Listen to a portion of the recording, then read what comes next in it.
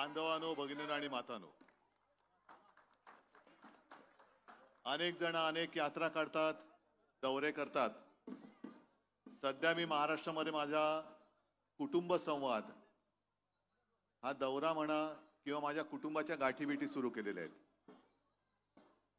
मगाशी सुद्धा त्या बदवार पार्कच्या सभेमध्ये आता संवाद होतात. या शाखा भेटी म्हटल्यानंतर शाखा भेटीमध्ये एवढी गर्दी होत असेल तर सभेला किती होईल. आणि असंच चित्र संपूर्ण राज्यभर आहेच. तुम्ही पण बघताय, प्रेसमधनं पण वृत्तपत्रात येते, चॅनलवाले काही दाखवत असतील. एकूण काय की महाराष्ट्र आता पेटलेलं आहे. जशी ही मशाल अन्याय जाळून टाकायला पेटलेली आहे, तसा महाराष्ट्र सुद्धा हुकुमशाही जाळून टाकायला पेटलेला आहे. आता अरविंद तुम्ही सांगितलं, इतरही बातम्या आपण पाहतो, बाकीच्यांचे दौरे कसे चाललेत. तिकडे रिकाम्या खुर्च्या कशा आहेत, तिकडे खुर्च्या कमी पडतात, तुडुंब भरले, सगळं बाजूला उभी आहेत लोक. बिर्याणी दिली जाते, लोक बिर्याणी खातात पण भाषणं ऐकत नाहीत. बचत गटातल्या महिलांना सांगितलं जातं, तुम्ही आला नाही तर 50 रुपये दंड केला जाईल. आहे ना बरोबर? अरे माहितीये मला, कळते ना सगळं. हे सगळं असं चाललेलं आहे. थोडी जी काय आता अशा शिल्लक राहिले, आणि मोठी आशा शिल्लक आहे ती तुमच्याकडनं, जनतेकडून. थोडी आशा जी मी म्हटलं ती साहजिकच आहे सर्वोच्च न्यायालयाकडून. काल परवाकडे सर्वोच्च न्यायालयाने 2 चांगले यांच्या टाळक्यामध्ये सोटे हाणलेले आहेत. एक तो निवडणूक रोख्यांचा हाणलाय, आणि दुसरं राष्ट्रवादीच्या बाबतीत जो निकाल त्यांनी दिलाय की तुम्ही पवारांचा फोटो आणि घड्याळ चिन्ह, पवारांचा फोटो वापरू नका, आणि दुसरं चिन्ह तुम्ही का नाही वापरत. हे खरंच आहे. कारण प्रत्येक वेळेला जे मी सांगतोय, आता गेले 2 वर्ष सांगतोय, 2 वर्ष तिकडे सर्वोच्च न्यायालयात सुनावणी सुरू आहे. अगदी आपल्या बाबतीत सुद्धा त्यांनी गेल्या आठवड्यात एक चांगला प्रश्न विचारलाय. आणि आता इकडे जे फिरतायत, मला असं कळलं हे आता उमेदवार म्हणून आपल्या समोर उभे राहणार आहेत. हे लबाड नार्वेकर. उघड बोलतो मी. ते जर माझ्यावरती अन्याय करत असतील तर अन्याय ज्यांनी केला त्याचं नाव मी का घ्यायचं नाही. त्यांनी जर का चुकीचं सगळं केलेलं आहे, ती चूक मी तुमच्यासमोर का आणायची नाही. त्यांना प्रश्न विचारलाय की सुप्रीम कोर्टाने जो निकाल दिला होता आणि यांनी जो निकाल दिलाय, तर सुप्रीम कोर्टाने सांगितले तुमचा निर्णय आमच्या निकालाच्या बाहेरचं तुम्हाला वाटत नाहीये का. म्हणजे एकूण काय की सुप्रीम कोर्ट यांचं कानपट फोडतच आहे, पण यांना ना लाज ना लज्जा, हे आपले असेच फिरतायत. कोणी काही म्हणा. ती एक आपल्यात हल्ली काय झालेलं, म्हणी वगैरे सगळे विसरून गेलेलो आपण. मराठीमध्ये काही चांगल्या म्हणी आहेत, त्यातली एक म्हण आहे, मला नाही आबरू मी कशाला घाबरू. त्यांना आबरूच नाहीये, कारण सगळं चव्हाट्यावरती आहे. सुप्रीम कोर्टाने एवढा एक सोटा हाणल्यानंतर मी आज त्या नार्वेकरांना सांगतो की तुम्ही घराघरात जातायत. आता साड्या कोण वाटते मला माहिती नाहीये, पण ही जशी जनता जमले ना, तशी आपण ज्या मतदारसंघातनं तुम्ही उभे राहू इच्छित आहे, आपण एक अशी सभा लावू मोठी, संपूर्ण या लोकसभा मतदारसंघातली. अशीच गर्दी जमू द्या. आणि त्या गर्दीत माझी एकच अट आहे, एकही पोलीस बरोबर न घेता मी सुद्धा येतो, मध्ये उभा राहतो. नार्वेकरांनी येऊन राहावं आणि गद्दारांनी येऊन उभं राहावं, आणि तिकडे जाहीरपणाने सांगावं शिवसेना कोणाची. जो जनता निर्णय देईल तो मला मान्य आहे, पण स्वतःचं काही कर्तृत्व नाही. स्वतः हे 4 पक्ष फिरलेले आहेत. पहिला आपल्यामध्ये होते, मग राष्ट्रवादीत गेले, मग आता भाजपात गेले. हे असे फिरत फिरत फिरत फिरत कुठे जातील.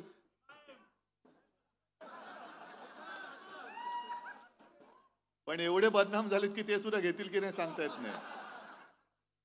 हे भाजपचं आपलं बरं आहे हो, त्यांच्या एक योजना आहेत. प्रधानमंत्री आवास योजना, प्रधानमंत्री उज्ज्वला योजना, तशीच एक त्यांची योजना आहे. मी काल बोललो ना, तुम्ही वाचलं असेल पेपरमध्ये. ती म्हणजे भारतीय जनता पक्ष भ्रष्टाचार अभय योजना. तुम्ही किती भ्रष्टाचार करा, या पक्षामध्ये तुम्हाला काही होणार नाही, हे मोदी गॅरंटी आहे. वॉशिंग पावडर सुद्धा लाज वाटेल वॉशिंग पावडरला. म्हणजे पूर्वी एक जी जाहिरात होती ना, डाग अच्छे होते, ते आता यांच्याकडनं कळतं. डाग अच्छे होते, तुला डाग नाही येत, तू कामाचा नाहीयेस, तुला डाग आहेत ये. म्हणजे मला असं वाटतं त्यांनी आता निकष लावलेत, जितका घोटाळा मोठा तितकं पद मोठं. 5 कोटीचा घोटाळा, चला रे कोणी आणणार याला, द्या हाकलून द्या याला. 100 कोटीचा घोटाळा, ठीक आहे, याला जरा इकडे बसवा. 70,000 कोटीचा घोटाळा, बाजूला बसा आणि उपमुख्यमंत्री व्हा.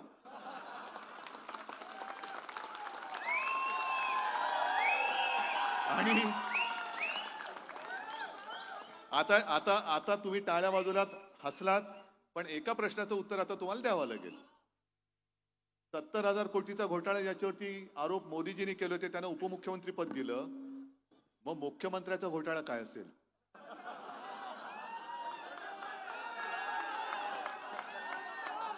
कारण त्याच्यावर मोठा पाहिजे.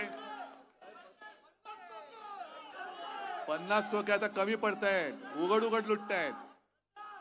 निवडणूक रोख्यांचं जे काय भांड सुप्रीम कोर्टाने फोडलंय, किती नालायकपणा चाललंय बघा. 15 मार्च तारीख दिली होती, त्याच्या आधी 4 दिवस पेपरमध्ये काय वाचलं? स्टेट बँकेने सांगितलं की आम्हाला सगळी माहिती गोळा करायला वेळ लागेल, आम्हाला 3 महिने वाढवून द्या. पण सुप्रीम कोर्टाने दणका दिल्यानंतर 1 दिवस आधी तुम्ही माहिती सुप्रीम कोर्टाला दिलीत. म्हणजे ही माहिती तुम्ही सुप्रीम कोर्टात खोटं बोलत होतात. माहिती तयार होती, फक्त तुम्हाला वर्ण आदेश आले होते की बघा जमलं तर जरा निवडणुका होऊन जाऊ द्या. पण ही माहिती तुम्ही लपवत होतात. सगळी तयारी माहिती असून सुद्धा तुम्ही सुप्रीम कोर्टाच्या आदेशाप्रमाणे वागू इच्छित नव्हता. सुप्रीम कोर्टाने जर का कडक ताशेरे मारले नसते आणि आदेश दिला नसता, तर यांनी ही माहिती जी तयार होती ती लपवलेली असती. आज सुद्धा मी येताना ऑनलाईन पेपरमध्ये वाचत होतो, काँग्रेसने आता सांगितलं की एकूण खरेदी किंवा रोख्यांची जी काही देवाणघेवाण झाली ती 22,000 कोटींच्या आसपास झाली. आता प्रत्यक्ष माहिती दिली ती 18,000 कोटीच्या आसपास. म्हणजे अजूनही 3-3.25 कोटी रुपयांचे रोखे हे गुलदस्त्यामध्ये. मग काढा, सगळ्यांचेच काढा. आय शिवसेनेला ज्यांनी रोखे दिले असतील त्यांची नावं द्या, काँग्रेसला दिले असतील त्यांची नावं द्या, पण भारतीय जनता पक्षाला कसे दिले गेले ह्याची माहिती लोकांना द्या. कोण आहे ती लोक?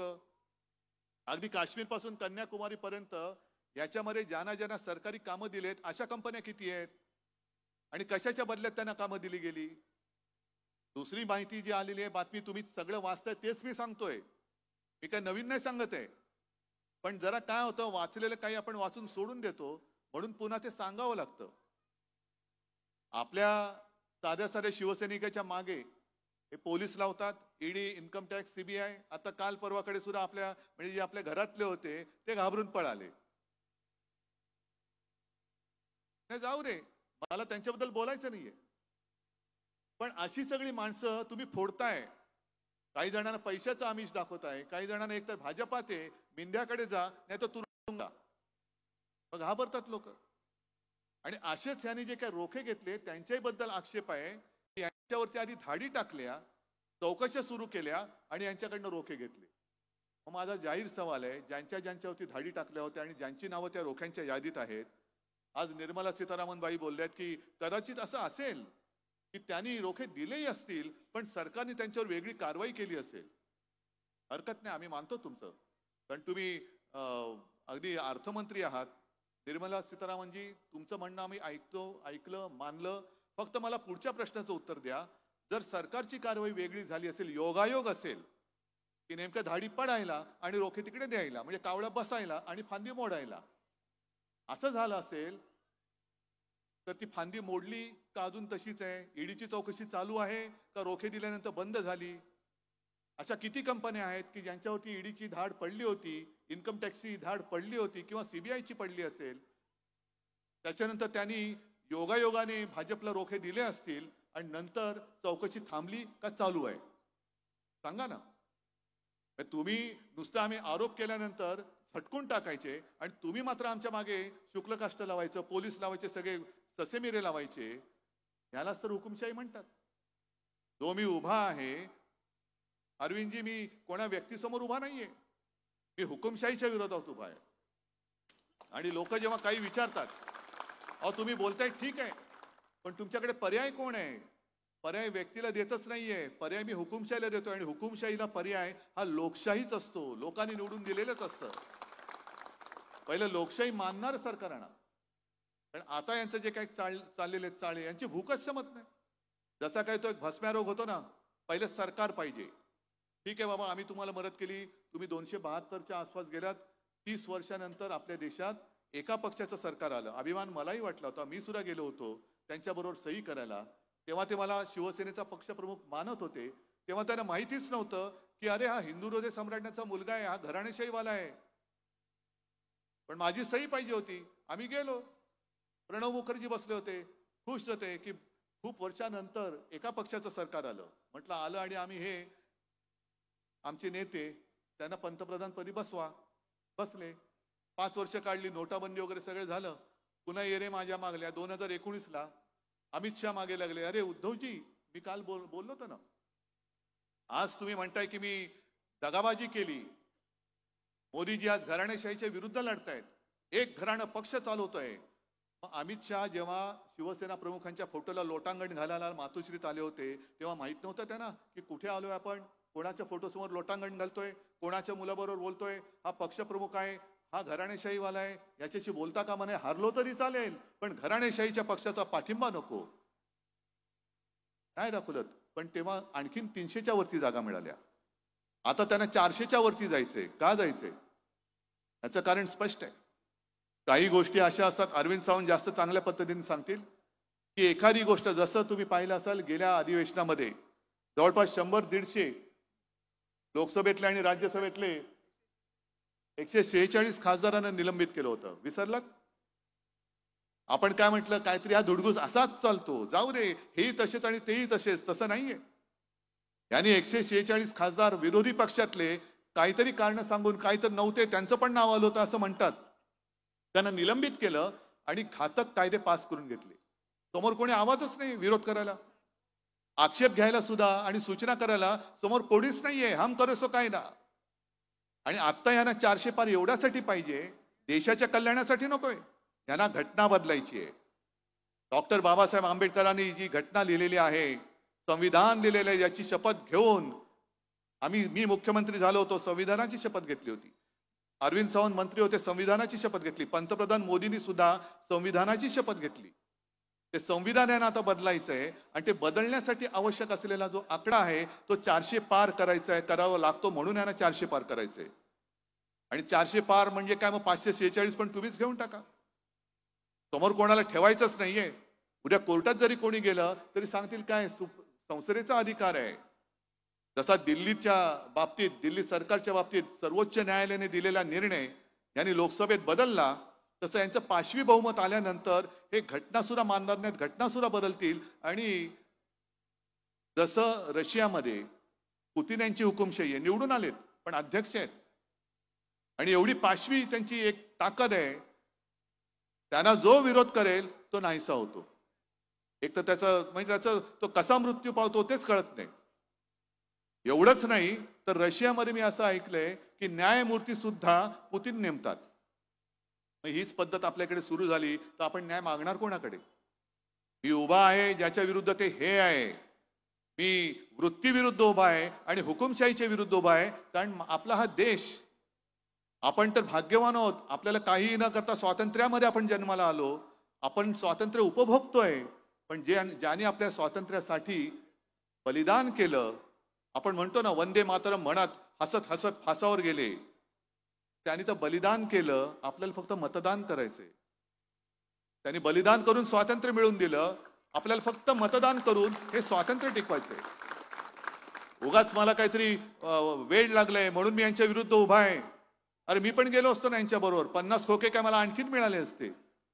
पण खोक्यात जर का मी बंद झालो असतो तर मी शिवसेना प्रमुखांना काय तोंड दाखवू शकलो असतो, काय दाखवू शकलो असतो? आज सुद्धा तुमच्या समोर आलोय. अरविंद सावंतला पुन्हा आपल्याला विजयी करायचंय, करावाच लागेल, हॅट्रिक करावीच लागेल. पण या वेळेला फरक असणार आहे. इथून निवडून दिल्या गेलेले अरविंद सावंत तिकडे या वेळेला भाजपला किंवा मोदींना पाठिंबा देणार नाहीत, ते आपल्या इंडिया आघाडीच्या पंतप्रधानांना पाठिंबा देतील. आणि ही जबाबदारी ही फार मोठी आहे.